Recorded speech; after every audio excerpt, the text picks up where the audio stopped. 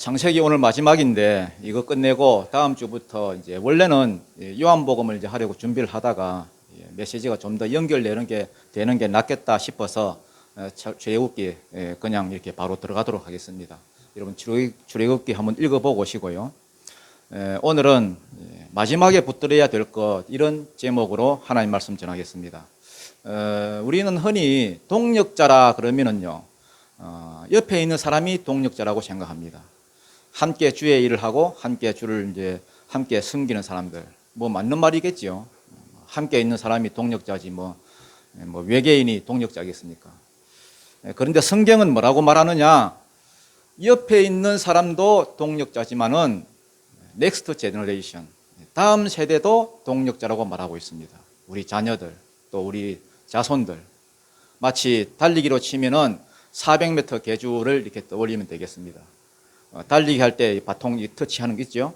100m를 열심히 자기 역할 다 해서 뛰어가면은 200m 계주 선수에게 넘겨주고 또 열심히 달려가다가 또 300m 계주 넘겨주고 또 400m 계주 넘겨주고 그래서 요 사람들이 다 뛰어야 마지막에 종합 점수를 이렇게 내는 것처럼 현재 나하고 같이 있는 사람도 동력자라고 이렇게 할 수 있지만은 내 다음 세대 내 다음 주자 또한 동력자라고 볼 수 있습니다. 아브라함이 하나님으로부터 큰 민족 주겠다, 가나안 땅 주겠다, 그 땅에 예수를 보내서 천하 만민이 복받은 대로 돌아오겠다. 이 세 가지 약속을 받은 첫 번째 주자라고 한다면은 이삭은 두 번째 주자겠죠. 오늘 본문은 세 번째 주자인 야곱과 그 다음에 네 번째 주자인 그 요셉이 이렇게 마지막을 보내는 그러니까 죽음, 임종을 이렇게 기록해 놓았습니다. 앞장 49장 맨 끝에 보면은 야곱의 죽음이 나오고요. 그 다음에 오늘 이 50장 맨 끝에도 보면은 요셉이 죽는 장면이 나옵니다. 그런데 요셉도 그렇고요. 또 야곱도 그렇고 이들이 죽으면서 한 가지 공통된 점이 있는데 그게 뭐냐? 인생 마지막에 이들이 어디에 집중했느냐? 어디에 포커스를 맞추느냐? 300m 계주와 400m 계주가 함께 똑같은 일에 집중하더라는 거예요. 무엇에 집중했느냐? 하나님이 자기들에게 주신 그 언약, 다르게 말해서 자기들에게 맡겨진 그 사명의 모든 그들의 포커스를 맞추더라는 겁니다. 이 땅에 퍼질러 있지 않고 어쨌든지 내가 여기서 큰 민족이 이루어져가지고 가나안 땅으로 우리가 들어가야 되겠다. 두 번째 약속까지 연결시켜야 되겠다. 여기에 온통 그들의 마음과 소망을 두고 또 자기들뿐만 아니라 그 다음 세대까지 그 소망을 가지고 살기를 바라더라는 겁니다. 오늘 저와 여러분도 우리에게 맡겨진 이 사명을 잘 감당하면서 살다가 여러분이 갈 때가 되면은 난 죽으니까 내 할 일 다 했다 이러지 말고요. 이 하나님이 주신 이 사명이 나뿐만 아니라 우리 다음 세대, 우리 자녀들에게도 잘 내려갈 수 있도록 힘쓰시는 은혜가 있기를 축복합니다. 모세가 참 잘한 것이 있습니다. 그게 뭐냐 하면은 자기 후계자를 잘 키운 겁니다. 자기가 죽을 즈음에 그 여호수아에게 자기 사명을 잘 전수해 주었습니다. 영광도 임파테이션 하고요. 권세도 임파테이션 하고 능력도 임파테이션 하고 자기가 하던 모든 일을 여호수아가 무리 없이 잘 이렇게 해나가도록 물려주었습니다. 반면에 여호수아는요 그런 게 없습니다. 자기는 진짜 잘 살았는데 자기는 하나님 앞에 정말 열심히 살았는데 자기는 잘 감당했는데 여호수아가 딱 부족했던 게 뭐냐? 자기 다음 세대를 만들지 못했습니다. 다음 세대를 만들지 못하고 죽고 나서는 바로 그냥 사사시대가 왔습니다. 300년이나 계속되는 영적인 그 암흑기 각자 자기 소견대로 행하는 살아가는 아주 혼란스러운 시대가 되어버렸습니다. 우리가 여러분 다음 세대를 동력자로 보지 못하고 또 동력자로 세우지 못한다면은 지금 한국 교회가 이미 그렇게 됐고요. 여러분 가정도 또 여러분 가문도 한국 교회를 지금 따라갈 것입니다. 거대한 물결이 한번 지나가면 할 수 없어요. 휩쓸 수밖에 없습니다. 여러분 때에서 모든 것이 끊어질 것입니다. 나만 은혜 받고 나만 천국 가겠다고 몸부림치지 말고 여러분 믿음이 다음 세대로 흘러가고 여러분 영광이 다음 세대로 흘러가고 여러분 사명이 여러분의 아들과 딸들에게 혹은 손자 손녀들에게 흘러가는 그러한 은혜가 있기를 축복합니다. 1절 한번 읽어보죠. 1절입니다. 시작.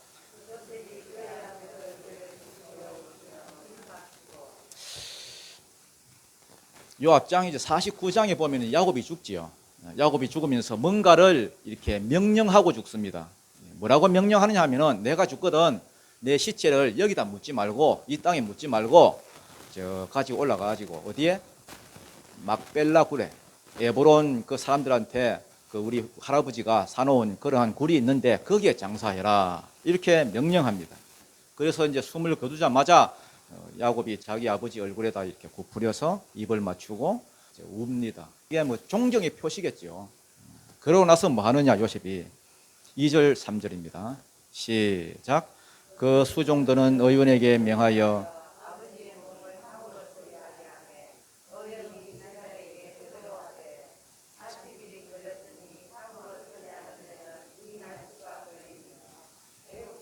70일 동안 그를 위하여 곡하더라. 자, 그 수종들은 의원들에게 명하여 요셉이 명했죠. 이 의원 이 말이 이제 하로페임이란 말인데요. 원래 원형이 라파입니다. 라파. 여호와 라파 그러면 뭡니까? 치료자 하나님. 그렇죠? 그래서 라파는 치료자 혹은 의사 이런 뜻입니다. 그러니까 여기서 의원이란 말은 요셉이 이제 자기 집에 데리고 있는 주치의라고 보면 되겠죠. 국무총리니까 그만한 권한은 되니까 주치의로 보면. 그래서 자기 주치의에게 뭐라고 말하느냐? 아버지의 몸을 뭐라는 겁니까? 향으로 처리해라. 요즘으로 치면은 미이라로 만드는 거예요. 미이라. 미이라로 만들어서 시체가 오랫동안 뭐 하도록?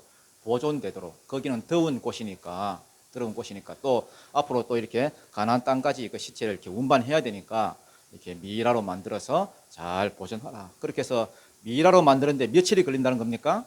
40일이 걸렸다. 그래서 애굽 사람들은 그러는 동안에 70일 동안 그를 위하여 뭐 하더라? 곡하였더라. 이러면 애굽 사람도 아니고 히브리인이 한 명 죽었다고 이러면 70일을 곡한다는 말은 무슨 뜻이겠습니까? 국상으로 치렀다는 거예요. 국상. 참고로 여러분 바로왕이 죽으면 72일을 웁니다.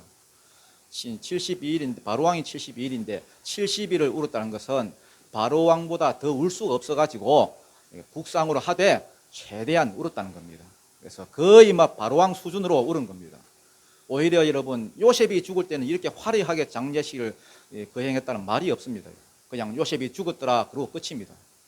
마치 여러분 옛말에 그 정성집 개가 죽으면 뭐 사람들이 모이고 정성이 죽으면 아무도 안 오는 것처럼 지금은 요셉이 국무총리로 있으니까 뭐 요셉의 얼굴을 봐가지고 많이 이렇게 화려하게 이렇게 거행하는 거겠죠. 여러분 인생이 성공하느냐 실패하느냐 이걸 가늠하는 것은 내가 얼마나 잘 살았느냐 이게 아닙니다. 여러분 얼마나 잘 사느냐가 중요한 것이 아니라 얼마나 잘 죽느냐가 중요합니다. 잘 죽는 게 잘 사는 겁니다. 우리는 잘 사는 데만 관심이 있잖아요. 잘 죽는 데는 관심이 없고. 저와 여러분 모두 잘 죽는 은혜가 있기를 축복합니다. 4절 5절 읽겠습니다. 시작. 곡하는 기한이 지나매 요셉이 바로의 궁에 말하여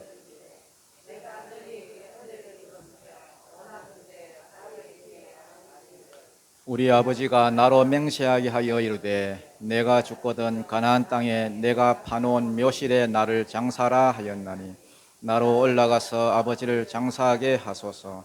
내가 다시 오리이다 하라 하였더니. 자, 곡하는 시간이 이제 지났으니까 요셉이 바로 왕한테 이제 청을 하나 합니다.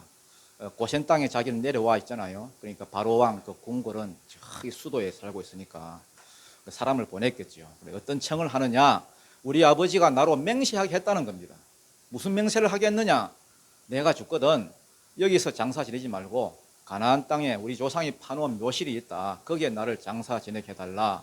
그러면서 맹세를 짓겠다는 겁니다. 맹세를 했으니까 그 맹세를 지켜야 된다는 겁니다. 그러니까 내가 아버지를 뭐 할 수 있도록 가나안 땅에 장사 지낼 수 있도록 내가 다녀올 수 있도록 허락을 해 주십시오. 이렇게 청을 합니다. 그러니까 바로가 반응을 보였겠지요. 6절부터 9절이죠. 6절부터 9절까지 읽겠습니다. 시작. 바로가 이르되 그가 네게 시킨 명세대로 올라가서 네 아버지를 장사하라.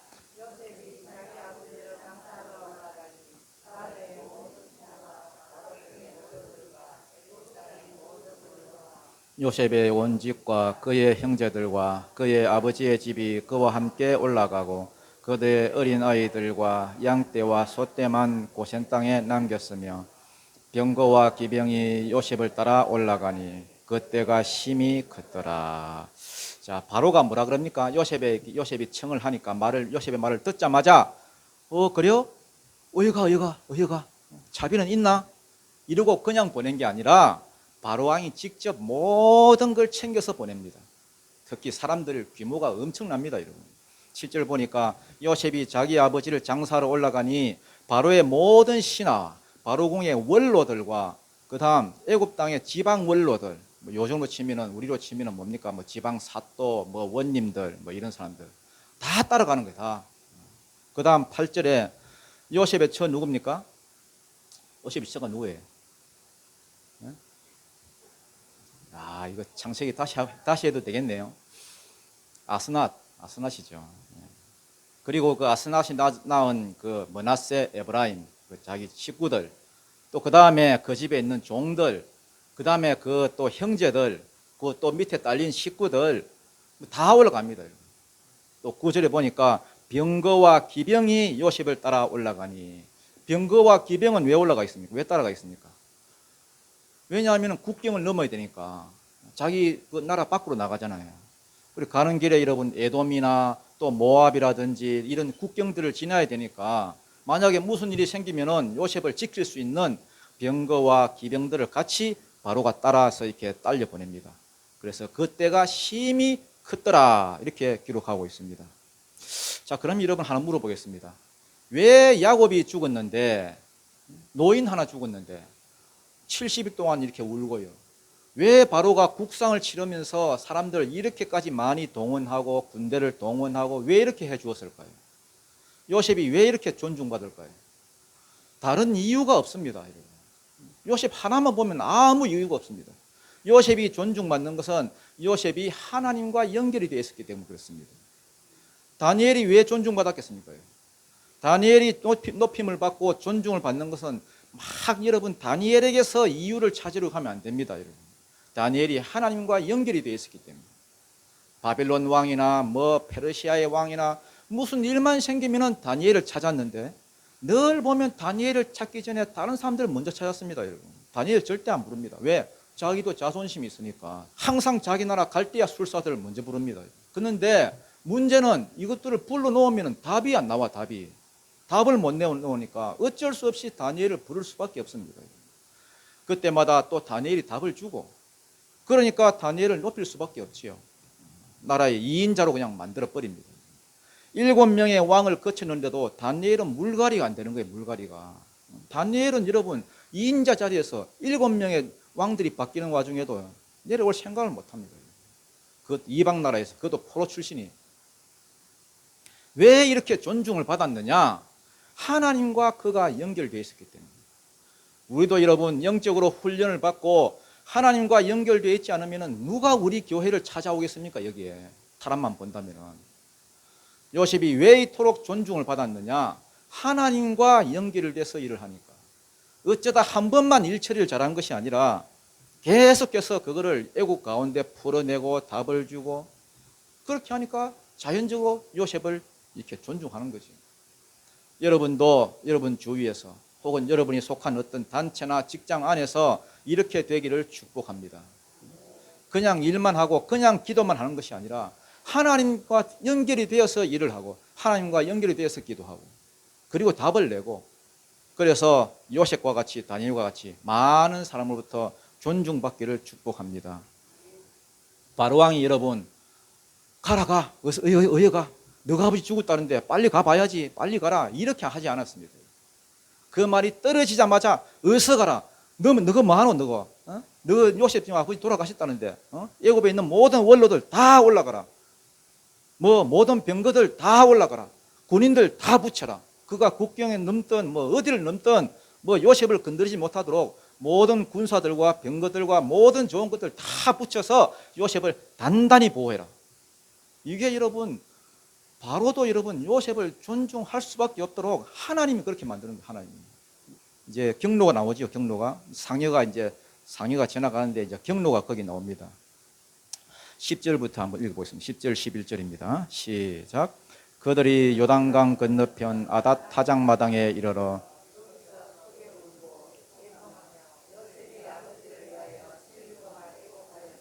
그 땅 거민 가나안 백성들이 아닷 타장에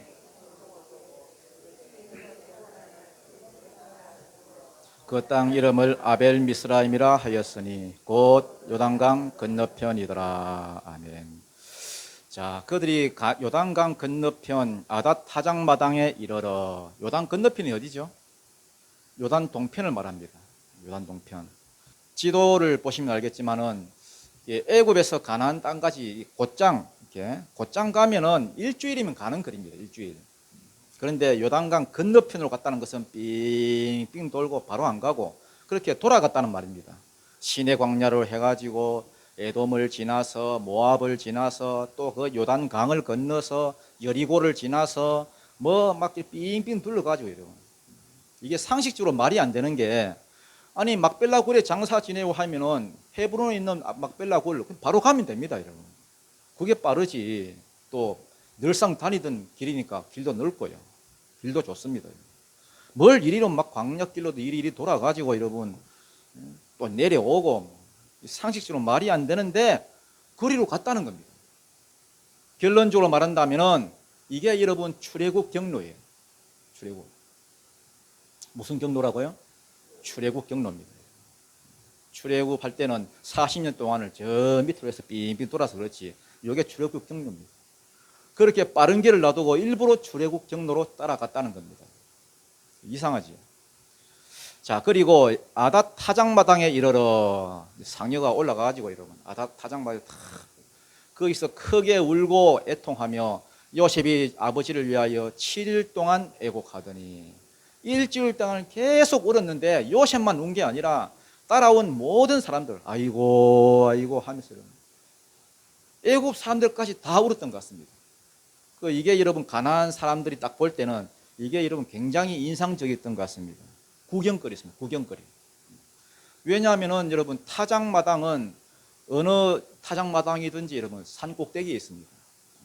직경이 한 10m나 15m에 되는데 다 이렇게 늘은 이렇게 곳을 이렇게 만들어 놓고요. 타작 기계가 있습니다. 타작 기계를 가지고 타작을 하면은 그걸 이렇게 여러분 바람이 이쪽에 불면 바람을 뒤로 하고 이렇게 까봅니다. 이렇게 까불면 그 쭉저기는 날아가고 알곡은 들어오고. 그렇기 때문에 타작마당은 반드시 여러분 높은 곳에 있을 수밖에 없습니다. 그래서 성경을 읽다가 일단 타작마당이라는 그런 단어가 나오면은 아 여기는 산꼭대기구나 아니면은 바람이 부는 어떤 언덕배기 이런 것이겠구나 이렇게 생각하면 됩니다. 자, 애굽 사람들이 막 여러분 막 떼거지로 올라와가지고 여러분 아닷 타작마당에 딱 있으니까 산꼭대기에서 여러분 울고 막 애곡하고 일주일 동안을 여러분 안 가는 거예요. 그러니까 이게 얼마나 가난한 사람들한테는 이게 인상적이겠습니까? 저게 무슨 일이래? 아, 애굽의 국무총리 아버지가 죽었대. 아니 애굽의 총리 아버지가 죽었으면 아니 미라 해가지고 어디에 묻어야 돼? 피라미드 이런데 뭐 묻거나. 근데 왜 여기까지 왔대? 국무총리가 히브리 사람이라서 여기에 장사해달라고 했다나 뭐 어쨌다나 뭐 이러면서 여러분 계속 그 장면을 보는 거예요. 그러면서 그곳 이름을 원래는 아닷 타작마당이었는데 뭐라고 불렀다고요? 아벨 미스라임. 이 미스라임이라는 것은 이게 히브리어입니다. 애굽을 가리킬 때 미츠라임 이렇게 부르는 거예요. 미츠라임. 우리나라도 외국 사람이 우리나라를 이렇게 부르면 대한민국 안 그러잖아요. 코리아 하잖아요. 코리아. 애굽을 히브리어로 하면 뭐라고요? 미츠라임. 이걸 이제 발음 그대로 이제 옮긴 것 같습니다. 그리고 아벨은 헤벨입니다. 헤벨. 전도서에 보면은 헛되고 했더니 모든 것이 헛되다. 헤벨 이렇게 나갑니다. 그러니까 헛되다, 허무하다 이런 말입니다. 또 슬프다, 애통하다, 울다 이런 뜻도 있습니다. 그래서 애굽 사람들의 큰 슬픔, 큰 고통 이런 뜻으로 그곳 이름을 아벨 미스라임 이렇게 했습니다. 그러니까 이게 얼마나 인상적이었으면은 원래 아닷이라는 타작마당 그 이름이 있는데 별명을 하나 지었겠지요.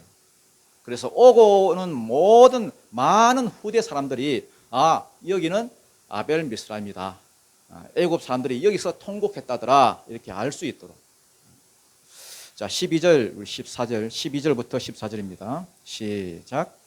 야곱의 아들들이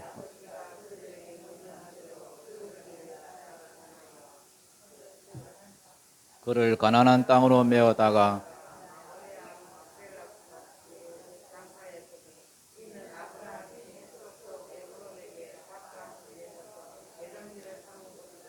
요셉이 아버지를 장사한 후에 자기 형제와 호상꾼과 함께 애굽으로 돌아왔더라.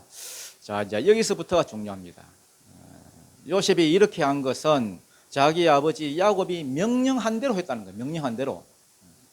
야곱을 애굽에 장사하지 않고 가나안 땅 가가지고 막벨라굴에 장사하는데 경로도 여러분 똑바로 안 가고 빙빙 둘러가지고 요단 봉편으로 올라가서 또 요단을 건너고 나중에 있을 그 출애굽 경로를 그대로 따라서 온 게 누구 명령한 대로? 야곱이 명령한 대로. 또 야곱은 누구의 명령대로 했겠습니까? 하나님의 명령대로 했겠지요. 하나님이 약속하신 대로. 말씀에다 근거를 두고 이렇게 했다는 겁니다. 여러분 창세기 12장 또 16장 혹은 또 창세기 28장 이런 데 보면요, 하나님이 야곱에게 하신 약속들이 거기에 나옵니다. 내가 너에게 큰 민족 줄게, 가나안 땅을 줄게, 예수가 올 때까지 내가 너와 네 자손에게 이 가나안 땅을 주겠다. 이 확신이 여러분 자기는 들어서 알고 있습니다. 자기는 확신이 있습니다.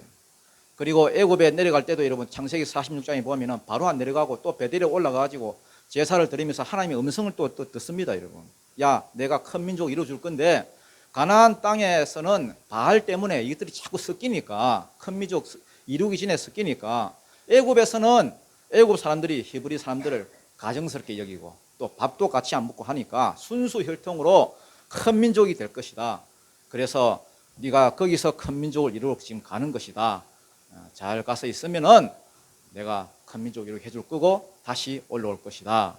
그래서 야곱 자신은 이걸 들어서 알고 있습니다. 또 자기도 알고 또 믿음으로 또 수종 들고 기도하고. 근데 그 자식들은, 물론 자식들도 머리로는 알고 있어. 근데 그 밑으로는 몰라. 우리가 왜 애굽에 이렇게 내려와 있는지, 여기서 뭘 해야 되는지, 왜 가나안으로 다시 가야 되는지 아무것도 몰라.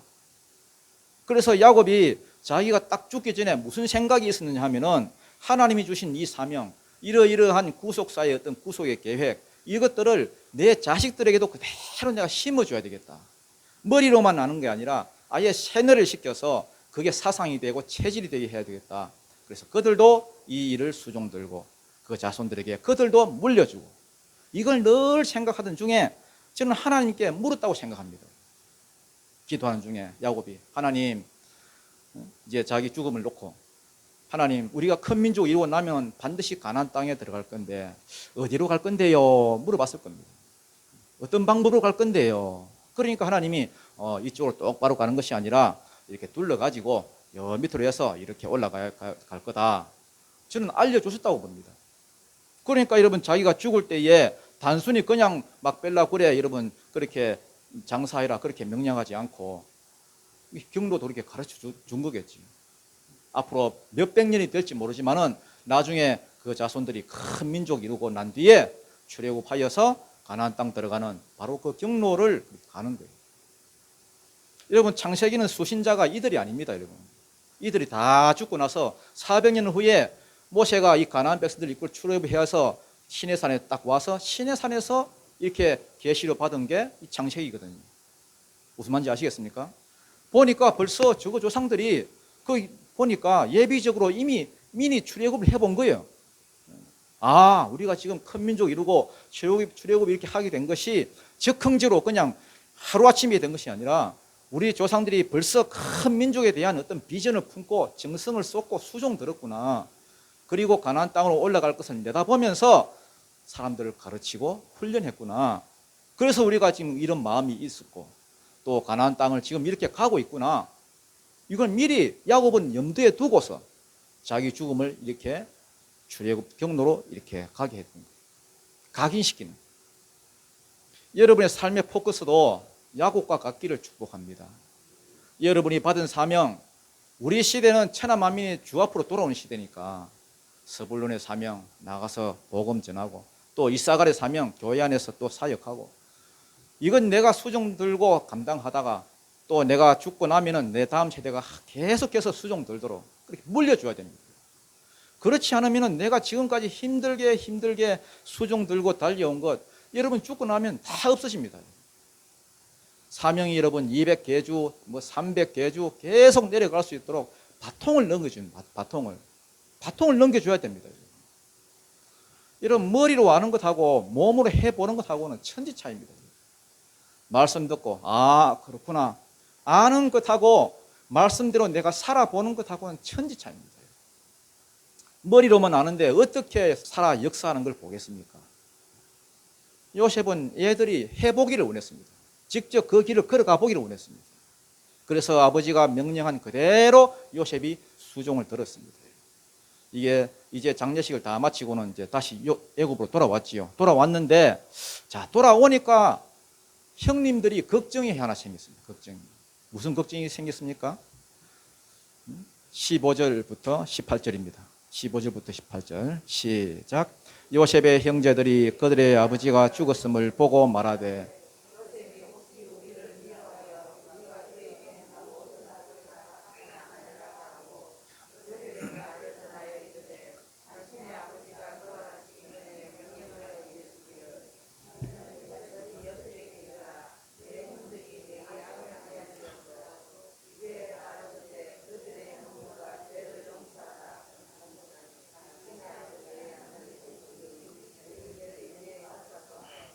요셉이 그들이 그에게 하는 말을 들을 때에 울었더라. 그의 형들이 또 친히 와서 요셉의 앞에 엎드려 이르되 우리는 당신의 종들이니이다. 자, 여러분 보십시오. 한번 보십시오. 지금 형들이 걱정할 게 있다면은 뭘 걱정해야 되겠습니까? 여러분? 어떻게 하면은 우리가 큰 민족을 이룰까? 어떻게 하면 여기에 사명 감당할까? 뭘 이런 걸 걱정해야 되는데 지금 무슨 걱정하고 있습니까? 여러분? 우리 아버지가 죽었다. 요셉이 우리를 안 죽이고 놔둔 것은 누구 때문에? 아버지 때문에. 아버지가 죽었으니까 요셉이 이제 막 만약에 앙심을 품고 야 너가 이리 와봐라. 너 그때 왜 그랬나? 막 그랬노? 갑자기 죽여버리면 어쩌지? 이런 생각이 있는 겁니다. 그러니까 여러분 야곱이 지금까지 여러분 그 했던 모든 게 여러분 헛고생입니다. 헛고생. 자기를 꼭 거기에 장사해야 된다 하면서 막 하나님께 물어보고 또 그걸 또 막 가르치고 뼈빠지게 여러분 몸으로 체험하고 체험 학습까지 시켜놓은 게 여러분 완전히 여러분 삽질한 겁니다. 그마이 저가 아버지가 가르치고 맹세까지 시켰으면은 포커스를 거기다 딱 두고 여러분 달려가야 될 건데 얘들은 걱정이 여러분 이제 아버지도 죽었고 요셉이 불러가지고 우리 모가지로 막 쫙 뿌리면 어쩌노? 그게 차라리 낫겠다. 칼로 찔러버리면 어쩌노? 아프겠다. 이래서 하면서요. 뭐 그거 걱정하고 있는 거라 이러. 무슨 뜻입니까? 보복할 것이라는 것에 대한 확신입니다. 확신. 우리는 이제 죽었다는 말입니다. 그래서 요셉한테 가서 살려달라고 사정을 합니다, 여러분. 아버지 이름까지 막 덜먹여가면서 막 아버지가 죽기 전에 우리를 용서하라 했다. 용서해 주라고 명령까지 했다. 언제 아버지가 명령했다는 말이 나옵니까, 여러분? 거짓말까지 막 해가면서 여러분. 용서해 달라는 겁니다. 그런데 이걸 보고 요셉이 울었다 되어 있습니다. 왜?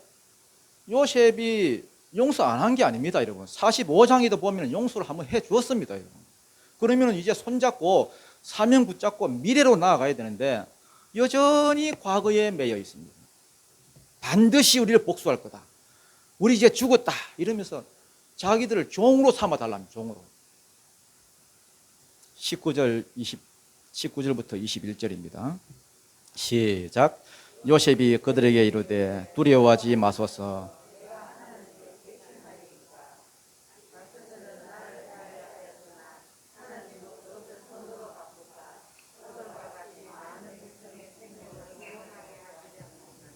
당신들은 두려워하지 마소서. 내가 당신들과 당신들의 자녀를 기르리다 하고 그들을 간곡한 말로 위로하였더라. 자, 여러분 원수 갚는 일이 누구한테 있다 했습니까? 하나님께 있다 했지요. 원수 갚는 일이 내게 있으니 내게 맡겨라. 내가 갚으리라. 여러분을 만약에 누가 괴롭히는 사람이 있거든. 여러분이 막 원수 갚으려고 가지 마십시오. 용서해 주는 게 제일 좋고요. 도저히 이거는 뭐 안 되겠다 싶거든. 하나님께 여러분 맡기십시오. 그리고 여러분 싱글싱글 웃으십시오. 싱글싱글. 옛날 어린이 찬송 있잖아요. 싱글싱글 방글방글 뭡니까 뭐. 예, 교사해 보는 아니 싱글싱글 방. 막 웃어요, 웃어. 우리는 막 원수 앞에 있으면 인상부터 달라지잖아요. 인상부터 변하잖아요. 요셉이 뭐라고 그럽니까? 두려워하지 마세요. 하나님이 계시는데 내가 하나님을 대신하겠습니까? 요셉은요, 하나님의 계획과 섭리를 벌써 알고 있습니다. 당신들은 나를 헤아리 하였으나 하나님은 그걸 선으로 바꾸사 오늘과 같이 많은 백성을 뭐 하시려고? 구원하시기 위해서 나를 이곳에 보내야 되니까, 나를 여기에 보내야 되니까 내가 여기서 국무총리가 되고 기근을 또 면하게 하고, 그리고 당신들이 내려와야 이곳에서 큰 민족을 이룰 수 있는데 이 일을 위해서 하나님이 나를 가라 한다고 내가 가겠습니까? 또 아버지가 보내주겠습니까? 그러니까 당신들이 나를 미워하도록 해서 나를 파는 바람에 내가 여기에 올 수 있었고, 당신들의 생명을 구원하시려고 이래 이끌어온 하나님의 뭐가 있었다는 겁니까? 섭리가 있었다는 거예요. 섭리. 여러분, 섭리를 믿어야 됩니다. 지금 당장은 내가 이해 안 되고 이걸 그냥 막 죽일까 싶어도 하나님께 다 맡기고. 그러면서 21절에 보면은 당신들은 두려워하지 마소서. 내가 당신들과 당신들의 자녀를 기르리이다 하고 그들을 간곡한 말로 뭐 하였더라? 위로하였더라. 여러분, 형제들은 지금 관심이 자기한테 있습니다. 자기한테 있습니다. 자기들의 안전, 자기들의 안위, 자기들 뭐 어떻게 될까? 그런데 요셉의 관심은 그게 아닙니다, 여러분. 요셉의 포커스는 막 나한테 어떻게 한 놈을 내가 뭐 가서 조지고 셀이 막 원수 같고 내가 뭐 출세를 하고 이런 데 관심이 없습니다. 그럼 뭐에 관심이 있느냐? 이 사람은 어떻게 하면은 지금 큰 민족이 이룰고, 어떻게 하면은 이 사명을 자손들에게 물려줄고. 왜? 이게 자기 혼자 할 수 있는 일이 아니니까. 자기만 자식 많이 낳아야 되는 게 아니잖아요. 12지파가 여러분 다 함께 힘을 쓰고 한 목표를 향해서 포커스를 맞추고 나아가야 나중에 이스라엘이 될 수 있습니다. 그러니까 요셉은 지금 형제들을 뭘로 보고 있느냐? 동력자로 보고 있습니다. 동력자로. 나는 사명을 붙잡은 동력자고 사명 때문에 여기에 온 것이고, 이 사람들은 내 사명을 돕는 자고 함께 동력해야 할 동력자고, 또 자기들만 있어도 되는 게 아니고 자식들도 동력자다. 계속 자녀들을 계속해서 가르치고 주입을 시키고 400년 후에는 어쨌든 여기서 나가야 된다. 요셉의 마음은 오로지 거기에 있습니다. 형들의 마음은 그게 아닙니다, 여러분. 아무리 가르쳐주고 예행 연습을 시키고 체험학습을 시키고 막 아무리 알려줘도 여전히 개인적인 관심에만 있습니다. 자기 한 몸 어떻게 되고 자기 가정이 뭐 어떻게 살고 말귀를 못 알아듣습니다. 아무리 목사가 여러분 오늘날 우리의 사명은 천하 만민이 복받는 대로 돌아오는 겁니다. 그것만 안 이루어지고 나머지는 다 이루어졌습니다. 우리 사명은 그겁니다. 복음 전해야 됩니다. 아무리 떠들어도 여러분 서불론의 사명이 어떻고 이사갈의 사명이 어떻고, 목사가 아니라 여러분 성령이 직접 나타나서 가르쳐줘도 말귀를 못 알아듣는 사람이 있어요. 말귀를. 여전히 관심은 내 몸 어떻게 건강하나, 내 가족 어떻게 살아가나, 내 자식 어떻게 잘 되나, 내 사업 어떻게 되나, 내 문제. 그거 여러분 딴 게 아닙니다. 여러분 영이 띵한 거예요. 영이 못 따라가는 겁니다. 사람이 여러분 혼하고 육은 좀 이렇게 좀 띵해도 여러분 공부는 좀 못해도 영이 살아있으면은 말씀 들을 때 이게 하나님의 말씀의 뜻이구나, 뭐가 핵심이고 뭐가 중심이 딱 알아서 거기에 내 인생을 던지려고 하고 뭔가 수정 돌리고 하고 그렇게 가는데, 아무리 가르치고 실습을 시키고 그래도 말귀를 못해요. 말귀를. 그 영이 말귀를 못하는 거예요. 여러분 사명이 있으면 여러분 교회가 다툴 일이 뭐가 있습니까? 사명에다 내 포커스를 딱 맞추고 달려가는데 뭔 교회 안에서 여러분 얼굴 붉힐 일이 있겠으며, 뭐 섭섭할 일이 뭐가 있습니까? 여러분 교회 안인데. 아니 교회에 오면은 그저 예배 드리고 기도하고 나가 복음 전하고 그게 교회가 할 일이 단데 그게. 예? 아니 뭔 교회 안에서 뭐 속상하고 뭐 다툴 일이 있고 뭐 섭섭하고 뭐 그리 많아요 뭐가. 예? 그러니까 여러분 이거는 여러분 하나님 나라 막 입으로는 그러는데 다들 관심이 딴 데가 있는 거예요 딴 데. 하나님 나라가 없습니다. 여러분. 형들이 여러분 제대로 된 형들 같으면은 야 요셉아 우리 아버지가 죽었는데 예? 아버지의 뜻이 아마 여기에 있어가지고 미리 지금 출애굽 연습을 시켰나 보다 야 그러면서 야 우리도 이거 자식 때 전수해 줘야 되는데 네가 장자니까 네가 중심이 돼가지고 해야 우리가 다 따라갈 수 아니겠나 이렇게 나가야 되는데 아이고 이제 큰일 났다 아버지가 죽었으니까 이빨 갈고 있으니까 우리는 틀림없이 죽었다. 요셉이 그 말을 듣고 울었다 되어 있습니다. 요셉의 포커스는 사명에 있습니다. 아브라함에게 주셨던 약속, 이삭에게 주셨던 약속, 그 야곱에게 주셨고 자기도 그 약속을 받아서 여기에 인생을 거는 겁니다. 포커스를 다 맞추고 이 포커스 때문에 그가 받은 축복, 그 뒷줄의 결과가 나타나는 겁니다. 22절부터 23절입니다. 22절부터 23절 시작.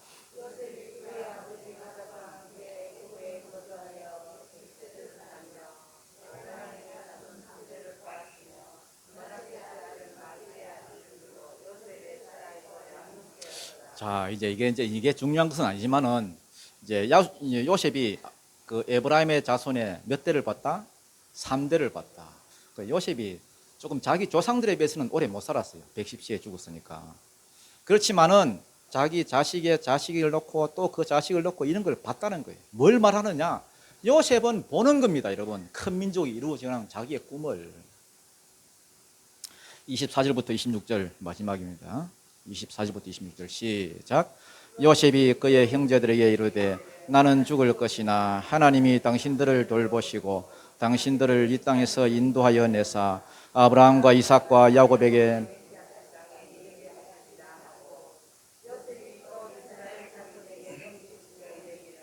하나님이 반드시 당신들을 돌보시리니 당신들은 여기서 내 해골을 메고 올라가겠다 하라 하였더라. 요셉이 110세의 죽음에 그들이 그의 몸에 향재료를 넣고 애굽에서 입관하였더라. 자, 죽기 전에 요셉이 자기 형들에게 다시 각인을 시키죠. 형님들 나는 먼저 죽지만은 하나님이 이곳을 방문하셔서 반드시 가나안 땅으로 이끌어 내실 것입니다. 나는 여기에 포커스를 두고 살았으니까 당신들도 여기에 포커스를 두고 살아라. 그러면서 여러분 사명에다 다 이렇게 신신당부를 하고 떠납니다. 여러분 바울이 이런 말을 하지요. 빌립보서 1장 23절에 보면은 얼마나 이번 바울이 목회를 하고 사역을 하는데 괴롭고 힘들었으면은 내가 차라리 내가 이 세상을 떠나서 그리스도와 함께 있는 것이 훨씬 좋다. 내가 빨리 죽는 게 좋은데 이 땅에 내가 남아있는 이유는 한 가지다. 사명 때문이다. 복음 전하는 사명 때문인데 너희는 왜 남아있냐? 이렇게 묻는 구절이 나와요. 본향이 있다고. 돌아갈 본향이 있다고. 그래서 여기서 오래 살 생각도 안 하는 겁니다, 여러분. 사도 바울은. 나그네로 살아가면 이제 곧 갈 것 아니에요, 천국으로. 근데 이 땅에서 뭐가 좀 안 된다고 여러분 막 낙심을 하고. 여러분, 낙심하는 거는 딱 한 가지 이유밖에 없어요. 믿음 없는 거예요. 나그네로 살아가면 이제 곧 갈 것 아니에요. 너무 여러분 심하게 낙심하는 것도 안 좋아요. 이 땅이 본향인 줄 아니까 낙심을 하잖아요. 이 땅에 천년 만년 산다고 생각하니까. 요즘 저한테 자꾸 유혹하는 사람이 있어요. 머리카락을 심으래. 바로 옆에 목사님이 그러더라고요. 목사님은 머리카락만 심으면은 막 이렇게 장동건 빰 치고 그래 제가 그랬어요. 이 땅에 소망이 있으면 저도 심을 수 있지만은 막 그냥 가지 얼마 남았다고 이러면 죄송합니다 이러면. 쓸 때까지 가면 쓸 때까지 쓰고 가면 되는 거지 뭐. 이런 욕심도 그래 욕심도. 예? 이 땅에 뭔 욕심 부릴 게 있습니까 여러분? 예? 뭐 와가지고 자꾸 자꾸 말을 해. 뭐 누군 어떻고 누군 어떻고 예? 누군 욕심이 많아서 뭐가 어떻고 이러면 제가 그랬어요 여러분. 그럼 줘버려 그랬어요. 줘버려. 곧 갈 건데 뭐 좀 주면 어때? 세상 사람들이 여러분 기독교인들 욕할 때가 많은데 가장 중요한 이유가 뭐냐? 말과 행동이 일치를 안 하는 거예요. 말과 행동이. 물론 우리는 다 부족하지만은 그래서 다 일치할 수는 없지만은 옛날에 92년도인가 이러면 다미성교회가 있어요. 다미 시한부 종말로 이장립이라는 그 목사 뭐 목사도 아니죠. 뭐 사람이 뭐 자칭 목사라 하면서 시한부 종말론을 들고 나와서 선동을 하는데 여러분 이장님이 여러분 구속됐거든요. 종교 사기로 해야 종교 사기로 해야지 웬만하면 구속이 안 되는데 이게 빼도 박도 못하는 증거가 하나 나왔어요. 결정적으로 이장님이 구속됐던 이유가 뭐냐? 이게 1992년도에 주님이 재림하시면 끝장난다 이렇게 했는데 자기는 95년도에 돌아오는 CD 예금 증서를 들고 있었어요. 그게 뭐 엄청나게 들고 있었는 거예요. 그게 물증이 돼가지고 구속시킨 거예요. 지는 막 말을 하는 거라 92년도에 주님 오십니다. 그래 놓고는 지는 왜 95년도 예금 증서를 갖고 있어? 그러니까 나쁜 놈이지. 나쁜 놈이지. 우리가 지금 그래요. 천국 간다 말은 해요. 나는 천국 가고 천국 소망이 어떻고 뭐 천국을 기다리고 말은 뭐 하늘 소망, 천국 소망, 하늘나라가 어떻고 그런데 행동하는 거 보면은 이 땅에 천년 만년 살 것처럼 행동해. 그러니까 사람들이 볼 때 웃기는 거지. 야, 저놈들 웃긴 놈들이네. 지들은 천국이 있다 그러면서 사는 건 꼭 천국이 없는 것처럼 살잖아. 뭐 그래 연연해. 성경이 뭐라 그래요? 다리 하나 없이 천국 가는 게 낫다. 그런데 우리는 이 땅에서 다리가 될 만한 뭐 자동차 하나 더 멋진 거 가지기 위해서 더 집 한 채 가지기 위해서 막 생난리치며 살잖아요. 몇 가지 행동만 딱 보면 사람은 보이는 거죠. 저 사람이 본향 가기 위해서 안타까움이 있는가? 천국 소망이 있는가? 그게 없으면 가짜지 뭐. 아무리 입으로는 잘 믿는다 해도 가짜지 뭐 그거는. 그러니까 여러분 삶이 평탄치 않은 거라고요. 여러분. 왜? 천국 소망 가지라고. 믿는 사람이 천국 소망은 없고 맨날 이 땅 그러니까 광야 생활밖에 안 주는 거예요 하나님이. 어떤 분이 간증을 하시더라고요. 이분이 학용품 같은 거 이게 문방구 사업을 하시는가 봐요. 이분이 여행을 한 번도 못 갔대. 돈 버느라. 죽으라 돈만 모은 거예요. 그런데 암이래. 간암 사기. 눈이 번쩍 뜨인 거예요. 아이고 이제 천국 가야 되는구나. 간암 사기라는 건 뭐 간다는 거죠. 갑자기 눈이 열리더라는 거예요. 눈이 열리니까 내가 지금 뭐 하고 있지? 이 생각이 들더래요. 내가 지금 무슨 짓을 하고 있지? 그러면서 여러분 사업이 망한 건 아니고 사업을 그만하고 싶은 거라. 사업을 접고 이분이 막 전도를 다녀요. 자기가 모은 돈 전부 써가지고 여러분 정신이 없어 막 돈 쓰느라 막. 근데 이분이 지금 1년 정도 산다 했는데 제가 봤을 때는 한 10년도 더 살 것 같아요. 왜냐하면 그분 돈 많거든요. 그거 다 없애고 가기로 하면은 하나님께서 다 없앨 때까지 살게 해주시겠죠. 제가 그거 딱 보는 순간에 야 이분은 진짜 지금 고향을 사모하는구나. 천국 갈 준비하고 있구나. 이게 딱 느껴지더라고요. 그래야 주님도 인정해 주시죠. 근데 천국은 간다 그러는데 80이 넘어가지고 여러분 어디 땅이 좋냐 그러고 막 자꾸 막 사들이고 여러분 뭐 이상한 데 자꾸 투자하고 여러분 그러면 그걸 보는 사람이 꼭 그러지 않아요? 아니 몇 년을 산다고 그 짓을 하십니까? 이상하지 않아요? 이상하지 않아요? 천국을 소망하신다면서요. 천국이 본향이라면서요. 왜 집사님은 그러고 사세요? 물어야죠. 저는 여러분 물어요. 저는 70만 넘으면 묻습니다. 여러분. 한 분은 저희 아버지가 여러분 이거 다 할 시간이 없는데 저희 아버지가 뭐 조그마한 시골 촌집 그거 아파트 팔고 뭐 그거 사면 어떻겠냐 그 왜요 그러니까 거기는 뭐 좀 오르고 뭐가 어떻고 뭐 근데 제가 그랬어요. 아버지 그렇게 사시는 거 아니에요. 큰일 날 일을 하십니다. 막았어요. 여러분 요셉을 보십시오. 여러분. 이 땅에서 썩어져 나갈 만큼 재산도 많고 권력도 있었지만 안 썩잖아요. 여러분 싱싱하잖아요. 죽는 순간까지. 왜?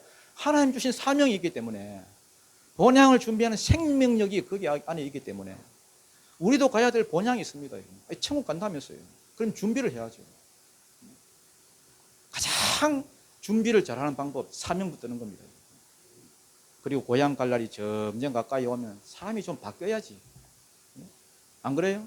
20대가 믿는 방식하고 40대가 믿는 방식하고 60대가 믿는 방식, 여러분 사람이 좀 바뀌어야지. 요셉은 여러분 400년 이후에 벌어질 일을 가지고 다짐을 받아내잖아요. 형님들한테 내 해고를 가지고 올라가라고 숙제를 주잖아요.